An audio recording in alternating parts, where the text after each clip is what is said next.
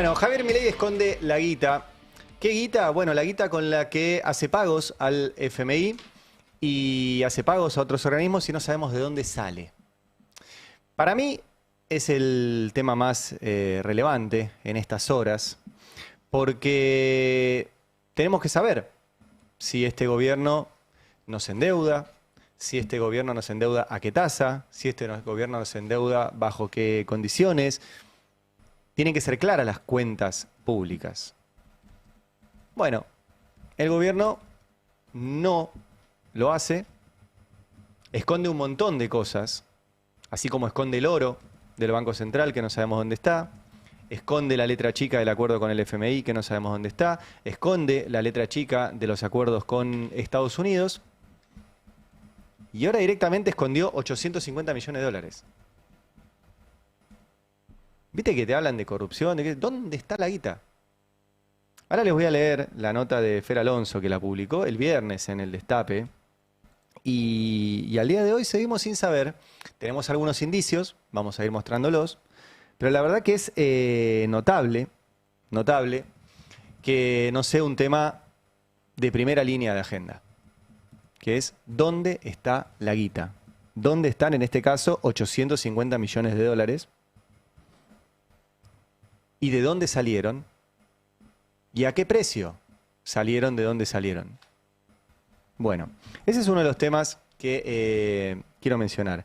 El otro, en un rato vamos a repasar el cruce entre Miguel Ángel Pichetto y Marcos Galperín.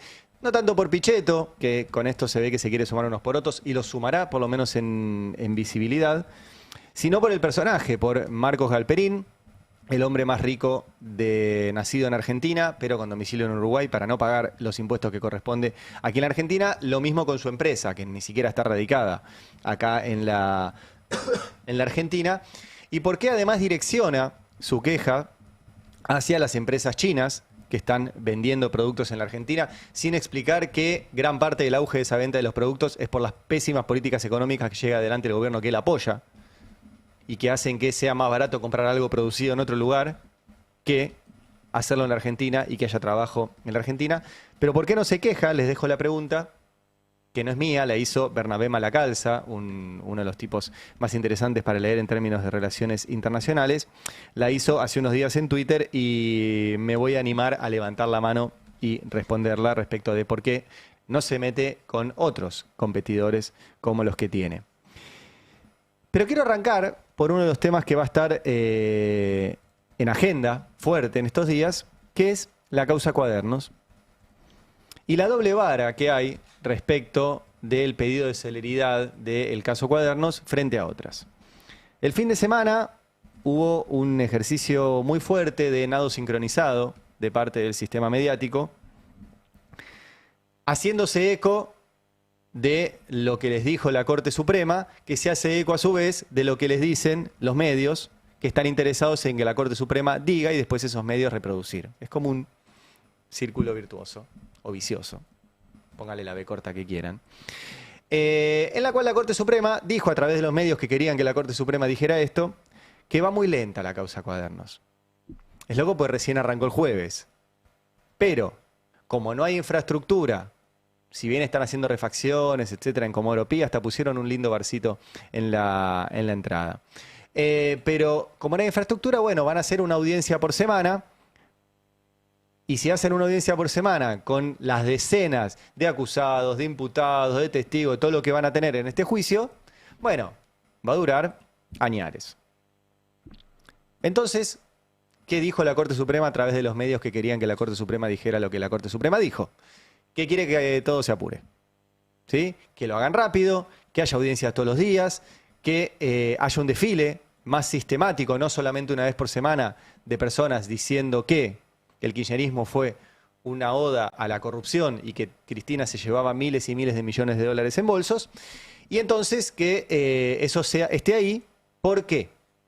Bueno, porque la idea es que se hable de eso y no se hable de la reforma judicial, de la reforma tributaria, de la deuda, del presupuesto, de la pobreza, de que cierra industria, de que cierra... Claro, que no se hable de todo eso. Y la mejor forma, que ya la descubrieron durante el gobierno de Macri, es que se hable de una causa judicial. Ahora, nosotros no dejamos de hablar de la causa Cuadernos, el problema es que no decimos las cosas que quieren que se digan. Y siempre contamos que es una causa absolutamente tirada de los pelos, armada por el auxiliar de Fiscalía Diego Cabot, con un amigo de él, que agarró unos cuadernos, que los borroneó todos, que les escribió lo que se le cantó, que se los dio, que le sacaron fotocopias, que armaron una racia nocturna con esas fotocopias, que cuando fueron a buscar los cuadernos no estaban, que después dijeron que los habían quemado, después resucitaron de las cenizas para las elecciones, después hicieron declarar a personas como arrepentidos sin cumplir con nada de lo que dice la ley del arrepentido, esas declaraciones no se grabaron, largos etcétera, todo absolutamente irregular, todo legitimado por los jueces que se juntaban con Macri en la Quinta de Olivos, por la Corte, designada por Macri y que sigue en su cargo, y todo armado por un juez, Claudio Bonadío, que se vanagloriaba de hacer derecho penal creativo, ¿sí? Un tipo que nunca tendría que haber estado en ese lugar hacía mucho tiempo.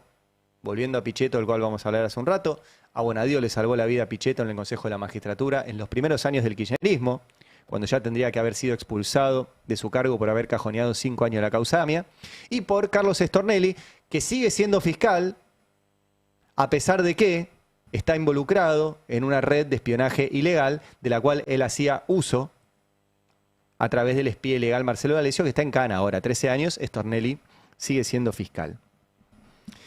Y el lado sincronizado de este fin de semana fue, esta causa tiene que ir más rápido y es la causa más grande que hay en la justicia argentina. Bueno, la celeridad es curioso, porque la Corte Suprema, que cajonea causas por delitos de lesa humanidad, que cajonea todas las denuncias que hay de las provincias de que el gobierno les quita los fondos, que cajonea todo lo que se le canta durante añares, ahora justo este dice que tiene que ir rápido. ¿Y por qué tiene que ir rápido? Supuestamente porque es la causa más grande que hay en el Poder Judicial. Bueno, spoiler, no lo es. No lo es. La causa más grande que ahora les voy a mostrar es la causa que hay por la deuda que tomó Macri, Caputo, Sturzenegger, Duhovne, toda esa banda, y que son 45.000 millones de dólares. Ni cerca es la causa más grande. Pero sobre esa no piden celeridad. Ahora voy a volver sobre esto. Pero quiero mostrarles un par de declaraciones de estas últimas horas respecto a la causa Cuadernos, que también creo que hay que llamar la atención. Una es de Roberto Herrera. El personaje importa porque es el abogado de Víctor Manzanares, y Víctor Manzanares importa porque era contador de la familia Kirchner y es uno de los que declaró como arrepentido en la causa de los Cuadernos. Bueno, escuchen lo que contó su abogado Roberto Herrera respecto de las condiciones de detención del abogado de la familia Kirchner antes de declarar. Mirá. No la pasó bien cuando Manzanares declara como arrepentido y estábamos bajo otro gobierno que era el de Macri. ¿Qué quiere decir con eso? A ver. Y cuando él declara como arrepentido, él estuvo en un lugar de detención que es Cavia, Sí. donde estuvo casi aproximadamente, no sé si estuvo 28 o 30 días, en un lugar donde estaba aislado de todo el mundo, con un reflector las 24 horas, como estos reflectores, Claro, claro. y filmándolo las 24 horas, no sabía si era de día, si era de noche, o sea, era un castigo. A nosotros, cuando logro la excarcelación de él, él entra dentro del sistema de testigo protegido, y nosotros no lo podíamos ver a Manzanares, y el primer día que lo citan, nos podemos, digamos, encontrar con él, junto con el doctor Di Giuseppe, que del estudio fuimos a verlo, nos citaron a las 2 de la mañana en Lobos, en el medio del campo. Nosotros, para poder verlo a Manzanares, fuimos a un lugar donde no sabíamos qué nos podía pasar. Entonces, eso no fue en el gobierno ni del kirchnerismo, ni de Alberto Fernández. Fue en el gobierno donde él estaba declarando como arrepentido. O sea, el tipo contó que a su defendido lo torturaron. Pero es una tortura esto. Estar un mes en una celda con un reflector que no te deja dormir es una tortura. Una de las tantas que hubo en la causa Cuadernos, ¿eh? En la causa Cuadernos detenían gente y le decían, si vos apuntás para arriba te vas a tu casa. Y si vos decís que no hiciste esto, te vas a Ezeiza. Los que apuntaron para arriba se fueron a su casa. Los que no aceptaron la extorsión se fueron a Ezeiza. A Ezeiza, no al aeropuerto, al penal. Y la frase de Stornelli era, no hay sortijas para todos. Sortija es la vueltita que haces de más en la calecita. O sea, si no decís lo que nosotros queremos que digas, te vas preso. Y uno de los arrepentidos, su abogado está contando directamente que lo torturaron. Quiero aclarar algo más. La ley del arrepentido, que es una ley que trajo Patricia Bullrich en su anterior gestión como ministra de Seguridad de los Estados Unidos, habilita la figura del arrepentido justamente para que aporte indicios, para ir a buscar pruebas que vayan más arriba de él. Entonces, que no caigan los perejiles, que caigan los jefes. Como lógica, te digo que hasta estoy de acuerdo. Puede funcionar esa figura bien utilizada. Ahora, acá no se utilizó bien, porque la ley decía dos cosas. Primero, que el arrepentido no es prueba. ¿Por qué? Porque una persona que está acusada, para defenderse, tiene la posibilidad de mentir. Si un arrepentido mentía, tenía obviamente una sanción. Pero lo que diga un arrepentido no es prueba, según la ley que votó el macrismo, ¿eh? Y que la votó también casi todo el peronismo, excepto, si no recuerdo mal, el diputado Alberto Ciampini. Todo el resto levantaron la manito porque se comieron la curva del lofer y todo eso. Bueno, dice que es un indicio, no dice que es prueba. Y que tenés un año, el juez y el fiscal, para ir a buscar la prueba que confirme ese indicio. Bueno, acá tomaron a los arrepentidos como prueba. Primer error. Primer error. Primera mala praxis. Y la segunda es que la ley dice que la declaración del arrepentido se tiene que registrar. O sea que se tiene que filmar o grabar. ¿Por qué? Porque una cosa es que quede escrito que un arrepentido dijo algo, pero vos tenés que poder confirmar eso, chequear eso. Y para chequearlo tiene que quedar grabado. ¿Qué hicieron Bonadío y Stornelli? No grabaron nada. Entonces apretaban a los tipos para que dijeran algo, les hacían firmar un papelito y no hay registro de que hayan dicho eso.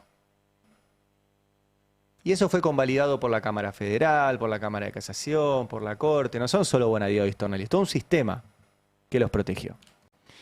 Y el tema además fue la construcción mediática de lo que decían esos arrepentidos. Como por ejemplo el caso de Fabián Gutiérrez. Fabián Gutiérrez había sido secretario de Cristina hasta el año 2010. Su caso reapareció hace un par de años porque fue asesinado. Y en estas horas, Carlos Stornelli, el fiscal, que aún sigue siendo fiscal y que se está paseando por todos los medios celebrando que en lugar de estar él preso, la causa que armó va a juicio oral, mencionó el caso de Fabián Gutiérrez. Bueno, vamos a verlo. Entrar en el sistema de imputado colaborador implicaba asumir un riesgo personal muy grande y de hecho lo vivimos con Fabián Gutiérrez. ¿Para usted lo mataron por algo vinculado a esta causa? Para mí sí. ¿Por esta causa? Hay muchos hechos. A ver, es muy potente, tiene mucha fuerza. Es una opinión. Lo que está diciendo, no, entiendo. Personal. Claro, es una opinión personal de un fiscal federal que dice que a un tipo que estaba en una causa que él armó y que declaró en la causa que él armó, lo mataron por lo que iba a declarar en esa causa. Bueno, esta fue la cobertura mediática de cuando declaró Fabián Gutiérrez. Un exsecretario de Cristina aportó más datos sobre los bolsos con dólares que iban al sur. Esto es Clarín. Otra nota, La Nación. Un exsecretario de Cristina relató cómo se movían los bolsos con plata y la complicó más. Bueno, yo tengo la declaración de Fabián Gutiérrez, que ahora el fiscal Stornelli opina libremente, así como libre pensador, que fue asesinado. Mirá vos. Bueno, ¿qué dijo Fabián Gutiérrez en la declaración? Nunca vi el contenido de los bolsos que traían las personas mencionadas. Mi percepción y el comentario de los secretarios era que traían recaudación. Vuelvo a remarcar que esto es una conjetura mía basada también en comentarios que se escuchaban. Conjeturas nunca vio. Más partes de la declaración. Ahí les pasé más. Yo no vi el contenido de esas valijas, pero se comentaba, y también yo lo pensaba, contenían dinero. Se comentaba y yo lo pensaba, pero no lo vio. No lo vio.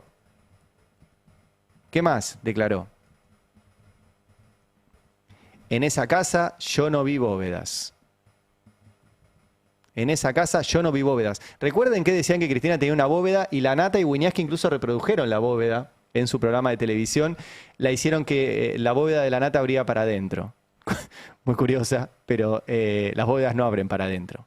Porque eso te quitaría lugar para guardar guita. Pero bueno, la Nata y Wiñaski eran muy creativos. ¿Y qué más decía? Eran comentarios, lo que se suponía, pero nunca llegué a ver el contenido de esos bolsos. firma, ahí ven la firma de Bonadío que homologaba esto. O sea, Fabián Gutiérrez declaró que no vio nada. Declaró que no vio nada. Sin embargo, según los medios dijeron, declaró que vio todo y que la complicó más a Cristina. Y ahora aparece Stornelli diciendo, para mí lo mataron por lo que dijo ahí, que no dijo nada, porque dijo que no vio nada. Y traigo el caso, no solo porque lo mencionó en estas horas y porque teníamos la declaración, sino porque también Lilia Lemoine, que es una persona muy cercana al presidente Milei, también habló de la muerte, o en realidad de que por suerte Stornelli sigue con vida, y lo dijo en estos términos, mirá. ¿Qué pensás? Porque vos no hace tanto que entraste a la política y de repente te encontraste con, bueno, con este escenario y con el propio, ¿no? Con el gobierno que está intentando, imagino, combatir esto o no.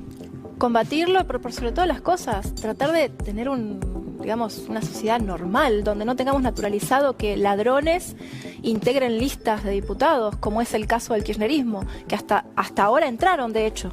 Tenemos gente que se reía diciendo, sí, me robé 3 bancos, como chiste, ¿no? Como si robar fuera una broma. Lo tenemos tan naturalizado que era un secreto a voces. Todo el mundo sabía que se habían robado todo el mundo lo sabía.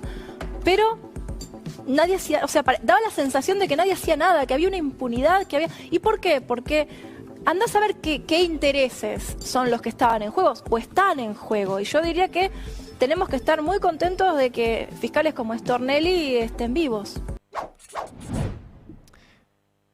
Bueno, muchas cosas para decir de esto, pero quiero hacer eje en esto, porque el otro día también Stornelli volvió a decir, a Nisman lo mataron y pensé todos los días en Nisman con esto. Trajo el caso de Fabián Gutiérrez que dice que lo mataron porque las cosas que declaró y lo que declaró no era lo que dicen que dijo. Y ahora aparece Lilia Lemoine diciendo, gracias a Dios tenemos a Stornelli vivo. Entonces, no solo hay una instalación de que todos los que pensamos distinto que Milei somos un virus a exterminar, tema por el cual ya hemos hablado mucho, es un discurso nazi, que a Milei no le gusta que lo digamos, y de hecho nos ha hecho ya varias denuncias por decir esto que seguiremos diciendo. Decir que los que no piensan como vos son un virus y una bacteria a exterminar es un discurso nazi. Sino que ahora le suman un capítulo que es, no solo esos son a exterminar, sino que además son asesinos. Porque mataron a Nisman, porque mataron a Fabián Gutiérrez, porque, no sé, según en la cabeza de Lilia Lemoine alguien quiso matar a Stornelli. Stornelli tenía que estar preso. Stornelli tendría que estar preso. Porque era parte de una banda que hacía espionaje ilegal, armaba causas, extorsionaba, y son todos delitos del Código Penal, que él eludió ir a contestar durante 9 meses amparándose en sus fueros como fiscal. Y después la misma cofradía judicial lo hizo zafar de esa causa, que hace poquito tuvo su juicio oral, como el de Cuadernos, que nadie cubrió. Y en ese juicio oral que nadie cubrió, se expuso que está lleno de pruebas que muestran que Stornelli tendría que estar tan en cana como D'Alessio. Ahora, que salgan a decir que el kirchnerismo es asesino, porque lo que están diciendo de eso es una barbaridad. Y es un paso más en la normalización de que hay que eliminar a esos asesinos. Hay que eliminar a ese virus, hay que eliminar esa bacteria. Es muy peligroso que lo hagan. Muy peligroso. Y muy peligroso cómo el sistema de medios y político y judicial normaliza esto y encima miente. Y encima miente. Les decía que hubo un nado sincronizado diciendo que esto va muy lento y que encima es el juicio más grande de la historia. A ver, si es por juicios grandes, la verdad que la megacausa ESMA fue mucho más grande.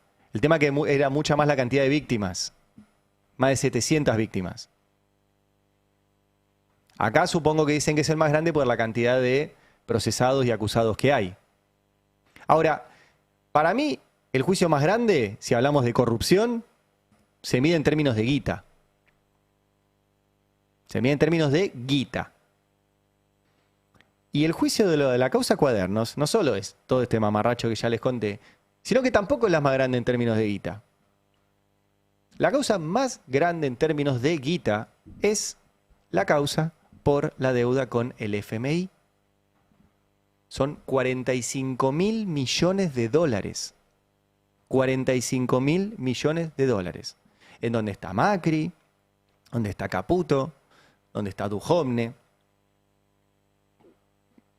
Y esa causa, que efectivamente es la más grande, no tiene ningún apuro. A la Corte Suprema no le preocupa que no se avance. Al sistema de medios no le preocupa que la Corte Suprema no diga que le preocupa que no avanza. Esa causa la tiene, repito, la jueza María Eugenia Capuchetti, designada por Mauricio Macri a instancias de Daniel Angelici.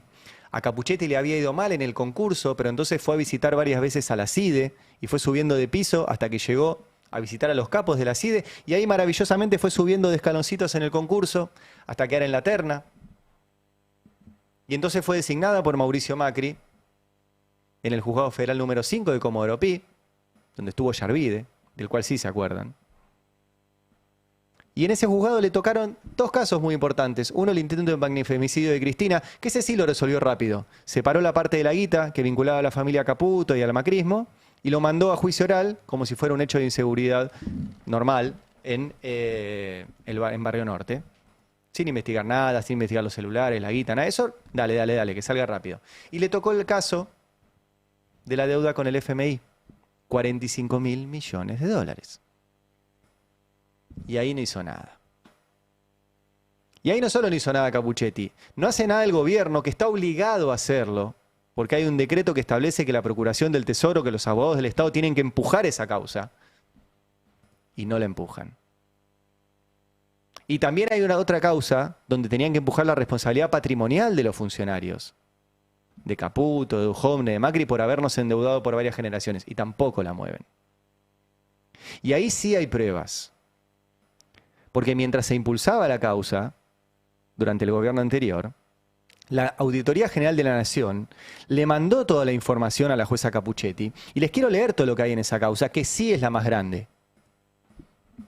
La Auditoría General de la Nación determinó que para tomar la deuda más grande de nuestra historia y que no la podemos pagar, no se cumplieron los procedimientos para la toma de deuda con organismos multilaterales. El expediente administrativo para respaldar la deuda con el FMI se hizo a posteriori. Ustedes se dan cuenta de la animalada, ¿no? Tomaron la mayor deuda de la historia sin un expediente y lo acomodaron después. El Banco Central no emitió opinión respecto del impacto de la toma de deuda con el FMI en la balanza de pagos del país, lo cual violó la Ley de Administración Financiera.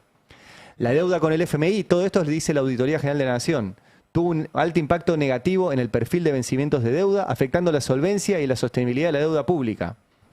Escuchen este punto, el E. El acuerdo con el FMI fue firmado por Nicolás Duhovne y por Luis Caputo, por entonces ministro de Hacienda y presidente del Banco Central, sin que interviniera el Ministerio de Finanzas, que era el que legalmente tenía que hacerlo. O sea que no solo lo hicieron sin expediente, sino que encima lo firmaron dos tipos que no lo podían firmar. La deuda no fue aprobada por el Congreso. Si bien el Poder Ejecutivo tenía delegada la firma de endeudamientos con organismos multilaterales, tampoco hubo decreto de Macri aprobando la operación, que fue ejecutada, como les dije recién, por funcionarios como Caputo que carecían de competencia para ejecutarla.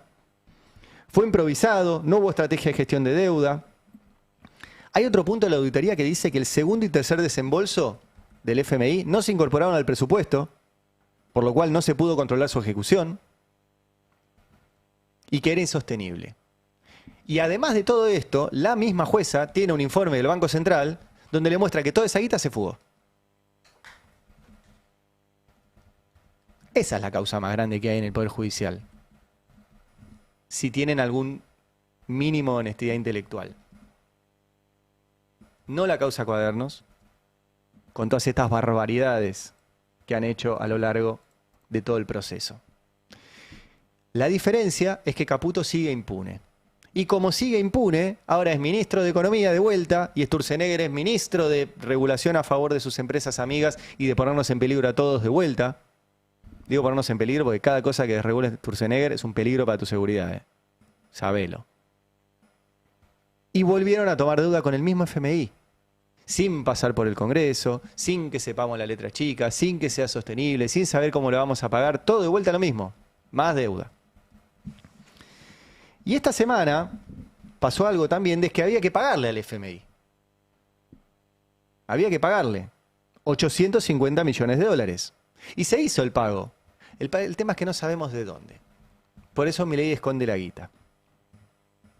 Les voy a leer algunos fragmentos de la nota de Fer Alonso en el Destape, al cual les recomiendo que sigan y lean porque viene afiladísimo, ya se los he dicho. ¿Qué dice? El gobierno oculta de dónde sacó los dólares para pagar 850 millones de dólares al FMI. La administración de Javier Milei sigue ocultando información crítica sobre los manejos de fondos públicos. El Tesoro no explicó si compró las divisas en el mercado, las obtuvo del Banco Central o se las prestó el Tesoro de Estados Unidos. Total opacidad sobre información crítica. ¿Vieron que te dicen reglas claras, que no vengan inversiones y no sé qué? Pregúntale a un empresario qué piensa sobre que el gobierno haga malabares y no diga de dónde sale la plata. Y explica la nota.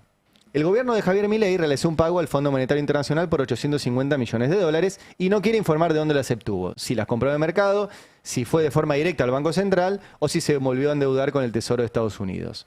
El pago de intereses por los préstamos récords que Milei le pidió al FMI tenía que concretarse el lunes pasado, la fecha original de vencimiento fue el 1 de noviembre, pero recién se le realizó este viernes, por el viernes pasado, según fuentes consultadas por el Destape y surge de la evolución diaria de la reserva del Banco Central. Ahora, ¿de dónde salió la guita? Bueno, una opción es que salga de los DEG. ¿Qué son los DEG? Vamos a la siguiente placa de la nota de Fer Alonso. Fer Alonso cita en este caso un informe de la consultora 1816, una consultora muy reconocida en el mundillo financiero, que habla de los DEG. Los DEG son para que se entienda, la moneda del FMI. Derechos Especiales de Giro es la sigla DEG. Es la moneda que tienen los países dentro del FMI. Cuando vos le haces un pago al FMI, se hace en esa moneda, en cantidad de DEG, que tienen su equivalente en cantidad de dólares. Bueno, lo que cita Fer Alonso de la consultora 1816 es esto. Según informó el FMI en su planilla de tenencias de DEG, de todos sus países miembros, en el mes de octubre Argentina aumentó su stock en 640.800 millones de DEGs, que es exactamente el monto que se redujo el stock de DEG en manos de Estados Unidos en el mes. Con lo cual, consideró probado la consultora, y es bastante verosímil, que Argentina recibió DEG de Estados Unidos durante octubre. Dado el valor de los DEG, se trata de una operación equivalente a unos 865 millones de dólares, que es un monto cercano a lo que pagó hoy Argentina al FMI en concepto de intereses por su programa con el FMI. Para la consultora, aún falta mayor información para entender si Estados Unidos simplemente le vendió a Argentina los DEG o esto refleja la activación del swap de monedas. Voy a tratar de traducirlo rápido. Nosotros teníamos una cantidad de guita en el fondo. Esa guita aumentó exactamente en el mismo número que bajó la guita que tiene Estados Unidos en el fondo. Por ende, suena muy verosímil que Estados Unidos le haya dado esos DEG a la Argentina. Bueno, ¿a cambio de qué? ¿A qué tasa? ¿Se los compramos? ¿Se activó el swap y es a través de la activación del swap? ¿Qué tasa tiene el swap? ¿Qué letra chica tiene todo esto? ¿De dónde sale esta guita? No sabemos. No sabemos. Milei esconde la guita. Y esconde mucha guita. Mucha guita. Acá estamos hablando de 850 millones de dólares. Y justo vi un tuit del colega Nico Tereshchuk, ¿sí? Que de paso acaba de sacar un libro, que ahora no me acuerdo el nombre, pero lo voy a buscar mientras les leo esto, que dice, el ministro de Economía confirmó a inversores que firmó un papel comprometiéndose a mantener en secreto qué acordó con los Estados Unidos a cambio del salvataje que recibió su gobierno, señala Markets. Ajá. Así que, Caputo, que sigue impune por la causa más grande que hay en la justicia argentina, que volvió a tomar deuda por esa impunidad, que esconde el oro de nuestro banco y no sabemos dónde está, que firma acuerdos con el FMI, con países que no sabemos la letra chica, encima se compromete ante inversores a no decir nunca cuál es el secreto de esos acuerdos. Mirá vos.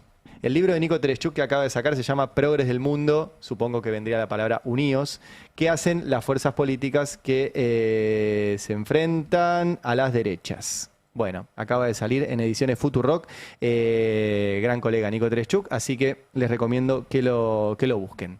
Bueno, así que no sabemos en qué va a quedar todo esto, no sabemos dónde salió la guita y no sabemos la letra chica de los acuerdos con Estados Unidos. En medio de todo esto, apareció, quiero volver a poner el archivo, Juan Martín de la Serna. Juan Martín de la Serna es el presidente de Mercado Libre, que como su nombre le indica, quieren mercado libre, pero libre de competencia. Vamos a escucharlo porque vale la pena y porque siguió la novela entre Mercado Libre, se metió Pichetto y se metió directamente Marcos Galperín, el hombre que maneja Mercado Libre. Vamos a escucharlo primero al presidente de Mercado Libre cuando habló de que ahora sí quieren que el Estado regule y los cuide.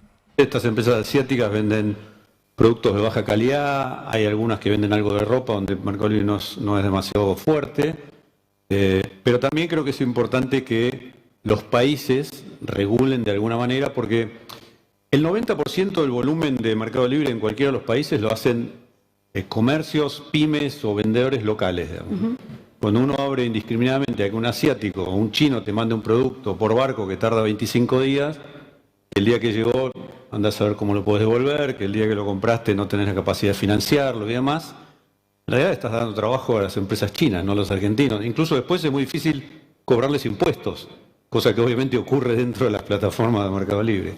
Pero a tu pregunta concretamente, sí, nos han obligado de alguna manera a ser mucho más agresivos y enfocarnos en los países donde están compitiendo más concretamente. En el caso de Argentina creo que es más tenue, pero en México y en Brasil a través de operaciones cross-border lo están haciendo y incluso están empezando a instalarse localmente también.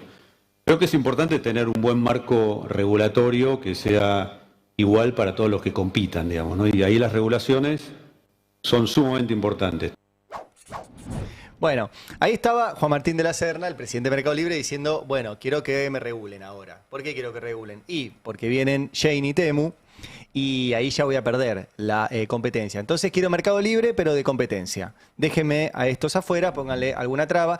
¿Y quién se la pone la traba? El Estado. Ese Estado que dicen que no tiene que existir, que se tiene que achicar, que gasta mucho, que tiene déficit, etcétera. Bueno, ahora quiere trabas. Van a tener que poner a Sturzenegger en reversa ahora. Porque Sturzenegger es el tipo que dice ninguna traba, libre todo. Y ahora Mercado Libre se está quejando.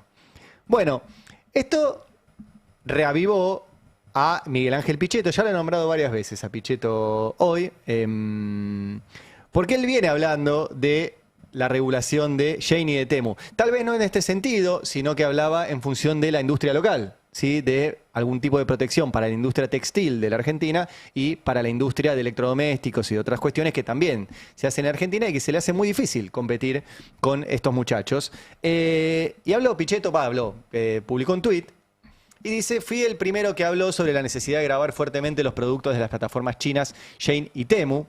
Ahora veo que hay mucha gente preocupada, también el señor Galperín de Mercado Libre. El Congreso tiene que trabajar para regular esta economía de plataformas y cuidar la industria nacional y el empleo argentino. Y le contestó Galperín, que es un asiduo tuitero. Dice, yo no estoy preocupado, vamos a competir con ellos de la misma manera que competimos con ellos. Dios. Voy a tratar de leerlo de vuelta. Yo no estoy preocupado, vamos a competir con ellos de la misma manera que competimos con ellos, hasta ahora en forma muy exitosa en muchos otros países del continente. Le contestó Pichetto, que no se la va a perder, y le puso, mejor empezar a preocuparte, Marcos Galperín, porque las plataformas chinas te van a pasar por encima, ya están impactando sobre tu negocio y en la pérdida de empleo de quienes trabajan en la distribución de envíos. Varias cosas sobre esto. El viernes viene Sabino Vaca Narvaja, hablando de China. No vino el viernes pasado porque no se sentía bien, pero el viernes que viene va a estar con nosotros y vamos a poder hablar de todo esto. Siempre decimos lo mismo en la columna argentina. No se trata de insultar a Estados Unidos y abrazarse a China, como no se trata de insultar a China y abrazarse a Estados Unidos. Se trata de tener una relación inteligente con ambos y siempre lo cuenta Sabino. ¿China tiene la posibilidad de pasarte por encima? Sí. ¿Es deseable que las empresas chinas le pasen por encima a las empresas argentinas? No. ¿Es deseable que compremos ropa en China y no ropa en la Argentina? ¿Producida en la Argentina? No. ¿Electrodomésticos? No. ¿Por qué? Porque eso es trabajo en China y es no trabajo en la Argentina. Y es transformar a la Argentina en un país básicamente de servicios y de compra. Y no alcanza para eso. Somos 50 millones de personas. Si fuéramos 8, capaz que alcanza. Con vaca muerta, la soja y traer cosas de China. Para 50 millones de personas no alcanza.